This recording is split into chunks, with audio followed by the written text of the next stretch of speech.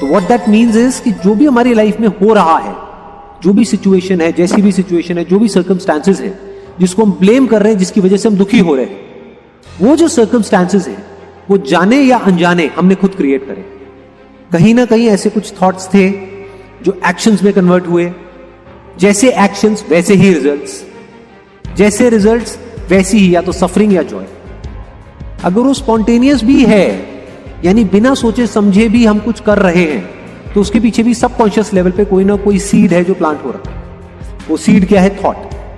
वजह यही है कि कहीं ना कहीं कोई ऐसा थॉट हमने प्लांट कर दिया है जाने अनजाने में, जिसका हमको फल मिल रहा है। जैसा अंदर उसके सॉफ्टवेयर पड़ा है वैसे ही तो एक्शंस होंगे। ये माइंड क्या है? एक सॉफ्टवेयर के जैसा है। जो सॉफ्टवेयर बना है मान लो 20 साल में, 30 साल में, 50 साल में, उसके हिसाब से वो एक्ट कर रहा है। तो वहां पे फ्रस्ट्रेट होने की जरूरत नहीं है कि वो ऐसा क्यों कर रहा है। आपसे मैं पूछता हूं आप कौन हो? आप कहोगे मैं डॉक्टर हूं। तो डॉक्टर तो एक इंफॉर्मेशन है मेडिकल फील्ड की जो आपके ब्रेन के अंदर फीडेड है। क्या आप डॉक्टर हो? अगर वो इंफॉर्मेशन आपके अंदर से निकाल भी दी जाए और कोई और इंफॉर्मेशन अंदर फीड कर दी जाए, मान लो इंजीनियर की, तो अब मैं आपसे पूछूंगा आप कौन हो? इंजीनियर हो। तो क्या आप बदल गए हो? अंदर कुछ फीडेड है, कुछ इंफॉर्मेशन अंदर फीड कर दी गई, बचपन से एक तरीके आपकी प्रोग्रामिंग कर दी गई, जिसके बेस पे कुछ उगल रहे हैं। तो you are identified with the programming. इसी प्रोग्रामिंग को माइंड बोलते हैं। हर चीज का कोई ना कोई कॉज होता है, जैसा कॉज होता है वैसा इफेक्ट होता है। बिना कॉज के क्या कोई इफेक्ट हो सकता है? इम्पॉसिबल। तो जो भी साइंटिफिक लॉज है that is based upon cos and effect, कि पहले कॉज होता है बाद में इफेक्ट होता है। तो हम क्या करेंगे? अगर ये बात हमको समझ आ गई तो हम इफेक्ट पे काम नहीं करेंगे, हम कॉज पे काम करेंगे। यानी अगर नीम का बीज कहीं पर बो दिया है, चाहे जानबूझ करके या अनजाने में, तो कड़वाहट हमारी जिंदगी में आनी ही आनी। या जो भी हमको बुरा फील हो रहा है उसके पीछे तो हजारों बीज है और वो हमने जाने अनजाने बो दिए हैं, जिसका रिजल्ट आ रहा है। लेकिन पॉजिटिव के लिए हम क्या चाहते हैं कि एक बीज बो और वो सारा कुछ खत्म हो जाए। ऐसे नहीं हो कि अगर हजारों ऐसे बीज पड़े हुए हैं जो कड़वे हैं, तो हजारों ऐसे भी बीज प्लांट करने पड़ेंगे जहां से कि कुछ मीठे फल आ सके। अपना ध्यान वहां से हटा करके लगा दो नए बीज बोने, यानी सही थॉट्स। तो धीरे धीरे इट विल टेक टाइम। अब यहां पे पेशेंस रखना होगा। ये एक दिन में या 2 दिन में नहीं होने वाला। आज अगर हम बीज बोएंगे, जैसे कई गमले में भी जाकर के हम कोई बीज बोते हैं, तो ये थोड़ी रातों रात पेड़ बन जाता है। It takes time. हमारा जो माइंड है ना, उसको एक गार्डन की तरह देखना है। मतलब क्या है कि डेली बेसिस पे हमको 2 काम करने हैं। एक, जिस तरह के प्लांट्स हमको चाहिए, जिस तरह के फ्रूट्स हमको चाहिए, उस तरह के बीज बोने हैं। और दूसरा, जिस तरह के नहीं चाहिए उसको जड़ से काटना है। क्योंकि जिस वक्त वो उस जमीन में जा रहा है या अभी जमीन से बाहर ही आया है, अभी उसको उखाड़ना बड़ा आसान है। कि जैसे ही कुछ ऐसा उग रहा है वहां पर जो हमको नहीं चाहिए, तो उसको काटा, और जो हमको चाहिए, जिस जगह पर चाहिए, जो जो चाहिए, उसको वहां पर बड़े इंटेलिजेंटली हमने प्लांट किया, तो वो गार्डन बड़ा सुंदर होगा। हमारी विजन बहुत ही शॉर्ट टर्म है। अगर विजन लॉन्ग टर्म हो जाए तो हम समझ सकते हैं कि एक्चुअल में हमारे लिए टाइम की क्या वैल्यू। जैसे आज अगर आप स्टूडेंट हो, मान लो पढ़ाई कर रहे हैं, तो आज एक्चुअल में अभी स्टेज में आपके लिए टाइम की क्या वैल्यू है? कुछ भी नहीं है। ज्यादा से ज्यादा एग्जाम में नंबर कम आ जाएंगे, बस खत्म। अगर मैं अगले 1-2 साल, 3 साल या 4 साल तक की बात करूं, इससे ज्यादा तो कुछ भी नहीं चला जाएगा ना हमारा। लेकिन अगर इसी विजन को हम लॉन्ग टर्म कर दें कि आज जो आप टाइम खराब कर रहे हो, उसकी वजह से अगले 10 साल में या 20 साल में आपको कितने का नुकसान होने वाला है, कि अगले 10 साल में आप अपना जो टाइम है, जो लिमिटेड है आपके पास में, जो 10 साल है, ये एक तरीके से क्या हुआ, जैसे बिजनेस करते हैं तो एक अमाउंट होती है, एक कैपिटल होता है जिससे हम बिजनेस को शुरू करते हैं, तो ये कैपिटल हो गया। इसको कैसे इन्वेस्ट करते हो, कहां इन्वेस्ट करते हो? स्मार्टली करते हो, वाइजली करते हो, या बेवकूफों की तरह करते हो, या इसको वेस्ट करते हो? समझना ध्यान से, ऐसे बिजनेस में नहीं होता।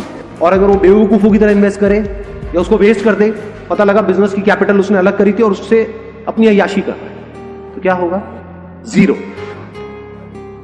ऐसे ही टाइम के साथ, चाहे वो अमीर का बेटा है चाहे गरीब का बेटा है, अगर अपने इस 24 घंटे को अच्छे से यूज नहीं करेगा, मान लो बहुत अमीर का बेटा है और इस 24 घंटे को अच्छे से यूज नहीं करेगा, उल्टे सीधे कामों में टाइम खराब करेगा, तो जो है वो भी सब जाएगा और जाता ही है लोग।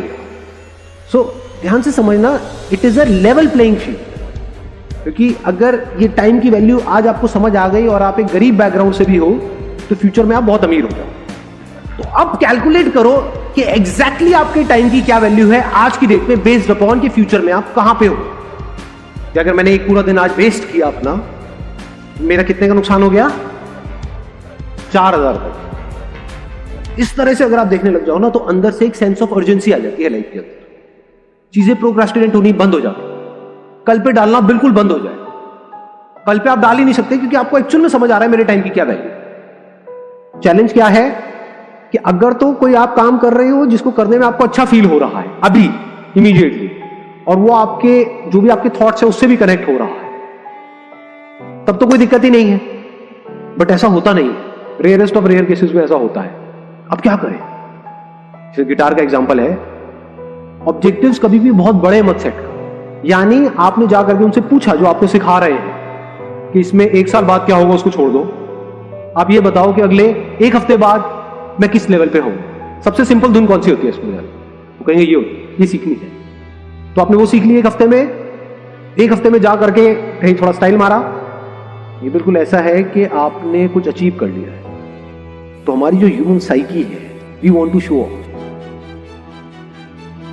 और बजाने में आपको मजा आने लग गया, आपको सीखने में मजा आने लग गया। आपको ये हो गया कि अच्छा मैं 1 हफ्ते में यहां पर गया हूं, अगले हफ्ते में मैं कहां पहुंच सकता हूं, वहां पहुंच गए, फिर और आगे, फिर और आगे, फिर और आगे। और ऐसे बंदे जब आगे बढ़ रहे होते हैं तो उनको रोकने का कोई तरीका नहीं होता है, क्योंकि उनको मजा इसमें नहीं आ रहा है कि जो उनको मिल रहा है, उनको मजा किसमें आ रहा है? जो कर रहे हैं उसमें आ रहा है। इनको कैसे रोको? क्योंकि ऐसे बंदों को रोकने का मतलब सिर्फ उनको रोकना नहीं, उनके सबकॉन्शियस को रोक। सक्सेस मिलती है जो भी आप काम कर रहे हो उसमें जो सक्सेसफुल होने का रास्ता है, जो तरीका है, उसको क्रैक कर। यहाँ पे ना तो डिमोटिवेशन काम आने वाला है ना मोटिवेशन। तो क्या काम आएगा?